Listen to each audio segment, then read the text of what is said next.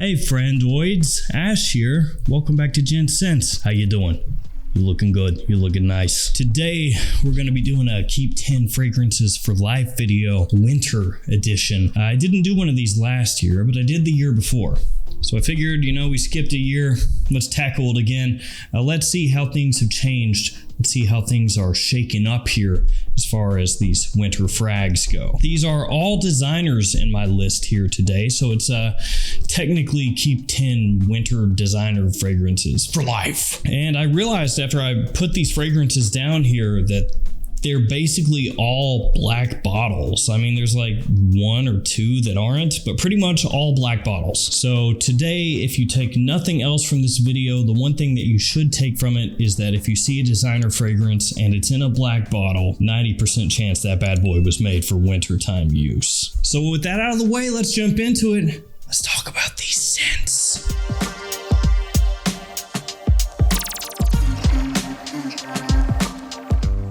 And I would be remiss if I did not tell you that the code GENTS10 will save you 10% off your order at twistedlily.com and maxaroma.com. Don't pay full retail, don't be a Potts McGee. And if you use the code GENTS2022, it'll save you 10% off your order at luckyscent.com. Save a little money there as well. And of course, one of the fragrances that I would keep would be my own Jet Black Enigma. But I'm not going to include this officially. So here it is unofficially. Love this. Fantastic in fall and winter time. If you buy it at michaelmalone.com, the code is GENTS10, 20% off, or alternatively, you can go in stores, my friend, any fragrance outlet or Perfumania in the country and buy it there if you want to pay more at retail. Okay, let's finally get started. This is in no particular order. They're linked in the description. Check them out if you want to. The first one is going to be this one, Carolina Herrera's Mystery Tobacco. Now, this is a pricey boy. It's going to cost you a little cheddar to pick this one up, unfortunately. It's available at discounters sometimes, but even at discounters, it's still pricey. But thankfully,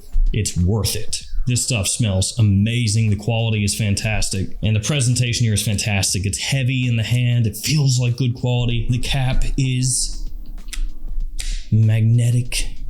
Gotta love it. So this one smells a little bit similar to Red Tobacco from Mancera. It's got that type of tobacco note to it. Nice sweetness, good amount of spice, but this one is smoother than Red Tobacco and comes across a little bit richer, much easier to wear. The opening to Red Tobacco can turn some people off, can scare them away like little bunny rabbits with their tails between their legs. I don't think bunny rabbit tails can go between legs. As it dries down, Red Tobacco is a lot easier to wear, but this one is easy right from the get-go while still being very unique and has great performance. So I would keep Mystery Tobacco.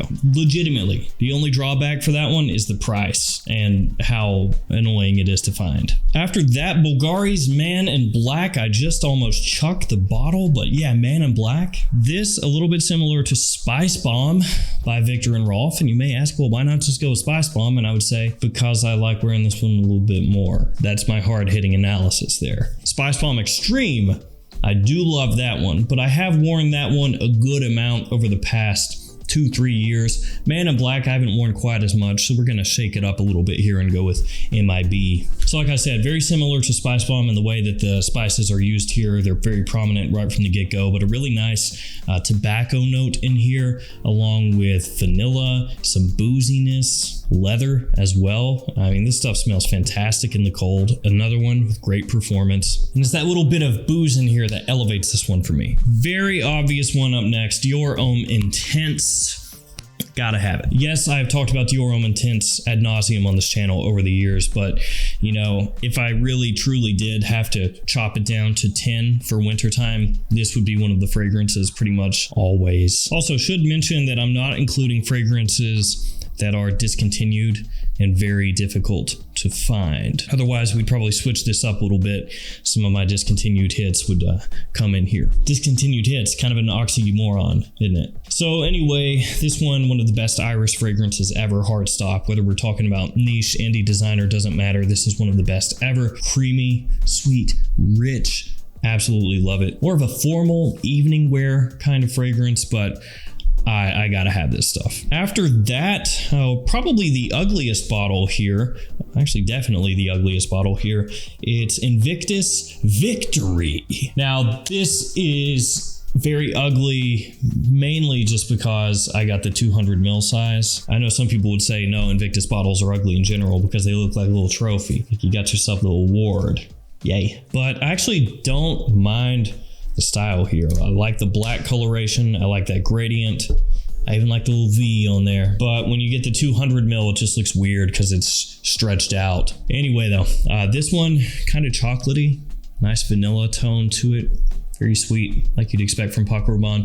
A little bit similar to Pure Excess and Pure Excess Night, also by Paco Rabanne. And this is one that continues to grow on me. Each time that I smell the stuff, I think it smells better and better and better. So I'd say that this is my favorite Invictus fragrance as of now. Of course, they did just announce the new Victory Elixir, so we'll see how that one is. Then we got this oldie goldie on here. It's not really an oldie, but it is for me as far as the channel goes. Versace Oud Noir. Very easy to wear oud fragrance. A little bit of spice in here. Easy going, vaguely reminiscent of Tom Ford's Oud Wood. Used to be a little bit more affordable from discounters. It's crept up in price a little bit, but still worth it. One of the best oud fragrances to start with. If you've never smelled or worn an oud fragrance, you're a little bit intimidated. You don't know if it's for you. You don't want to waste too much money. Oud Noir is a great jumping off point into the world of oud. And that world of oud goes deep and far. It's going down the rabbit hole because there are so many different ways that oud can come across. There's so many different types of oud. You can start getting into atars. You can start really going crazy with it. But this is a nice, safe,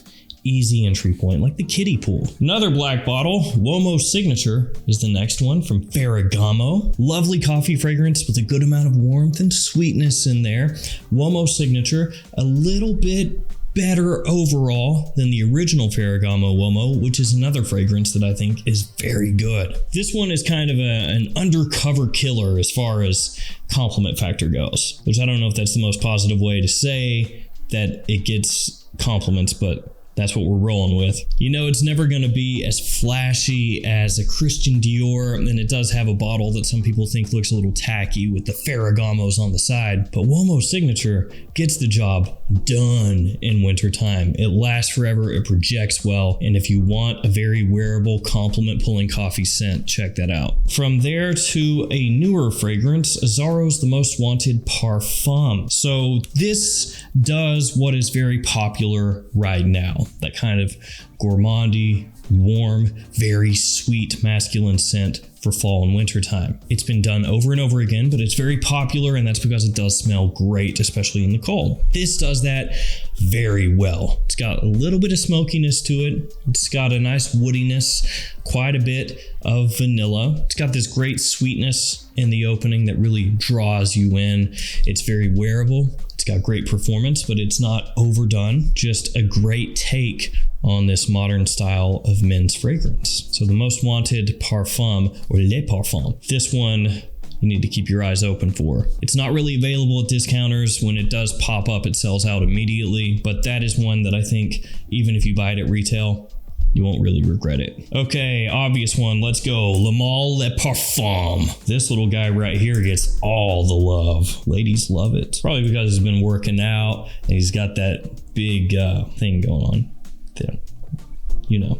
Another fragrance making use of iris, one of my favorite notes. So, of course, had to work it in here. And it's not the last fragrance with iris in it either. Wonderful take on the Le Male DNA here, modernized, made a little bit darker, more mysterious, classier. Clean, a little bit sweet, extremely appealing. Le Male Le Parfum, one of those fragrances that gets all kind of accolades and is heralded by so many people. And one of those times where I think, yeah, it's absolutely worth it. So the other iris fragrance, Gentleman Eau de Parfum. Thought about putting in Valentino Uomo Intense, but then we'd have Valentino Uomo Intense, Gentleman Eau de Parfum, and Dior Homme Intense, and at that point it starts to be a little bit overkill, but I did think about it. So this one makes use of a good amount of vanilla, Tolu balsam. It has resins in here. It's got a nice darkness to it. Doesn't go too powdery with the iris. Get a little bit in there, but it's a different take on a similar theme. So it doesn't smell exactly like Dior Homme Intense, but it's in that family. So if you like Dior Homme Intense, you should like this one. Reserve Privé, also fantastic. And I went back and forth on whether to have Reserve Privé or this one. And I decided that Reserve Privé, maybe I would have more as like the fall time gentleman. And then I would have the Eau de Parfum for winter. At least that's how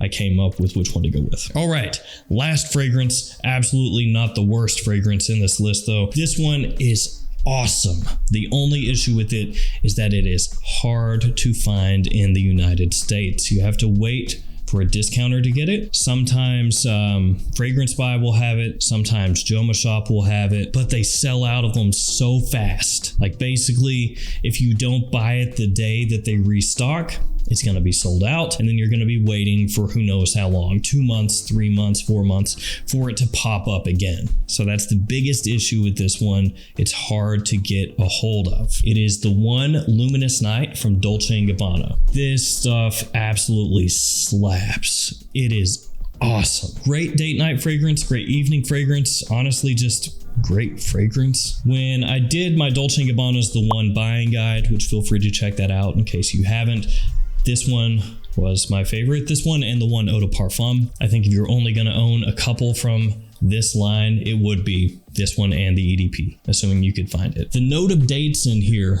is great. It gives you this sweetness, almost like a sticky, syrupy sweetness with a nice spicy undertone to it. It's not commonly used, so it does come across quite unique. And it absolutely excels at pulling positive attention. So the One Luminous Night, I would keep this stuff, probably keep it even more so because it's hard to find. I know I said I didn't include discontinued fragrances that are hard to find. That one's not discontinued, it's just a pain in the butt because everybody wants it. So there we go. Those are the 10 I would keep for life as of right now. I'm sure by this time next year it'll be different. There will be new fragrances, I'm hoping anyway, that come out that are awesome that I'll put in here, and some others might drop off, but that's what I'm rolling with right now.